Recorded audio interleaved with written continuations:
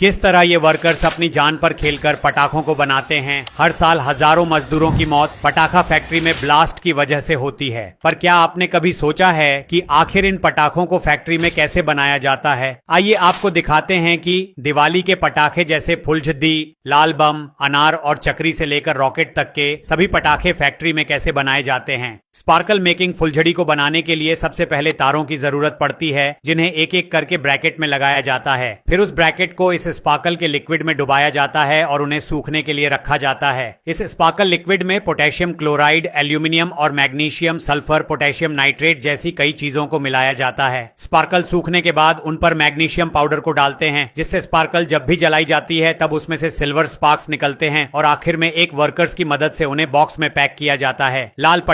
लाल पटाखों को बनाने के लिए सबसे पहले पेपर की लंबी सी ट्यूब को छोटे छोटे आकार में काटा जाता है। उसके बाद उन्हें एक राउंड फ्रेम में डाला जाता है और अच्छी तरह से लाइन किया जाता है। बनाए गए राउंड के ऊपर की तरफ से टिश्यू पेपर लगाया जाता है और नीचे की तरफ से मिट्टी को लगाया जाता है ताकि बारूद ट्यूब से बाहर ना निकल पाए। फिर इन्हें धूप में सूखने के लिए रखते हैं। सूखने के बाद टिश्यू पेपर वाली साइड से उनमें होल किए जाते हैं।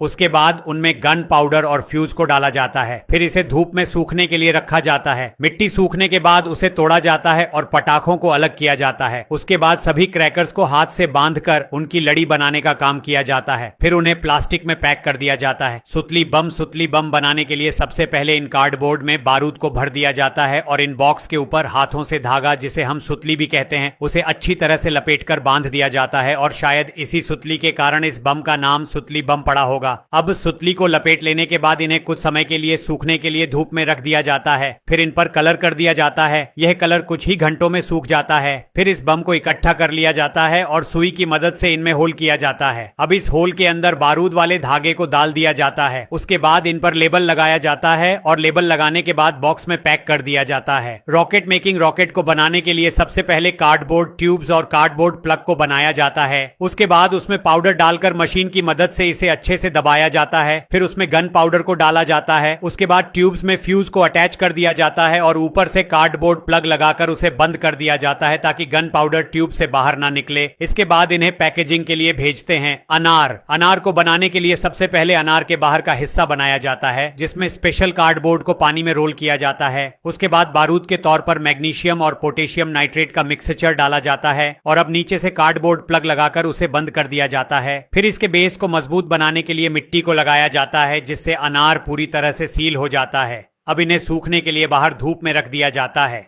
जब अनार सूख जाता है तो इसके ऊपर होल करके इनमें फ्यूज को बारूद के साथ डुबाकर होल में इंस्टॉल किया जाता है। फिर इन्हें डिब्बों में पैक करके मार्केट में बेचने के लिए भेज दिया जाता है।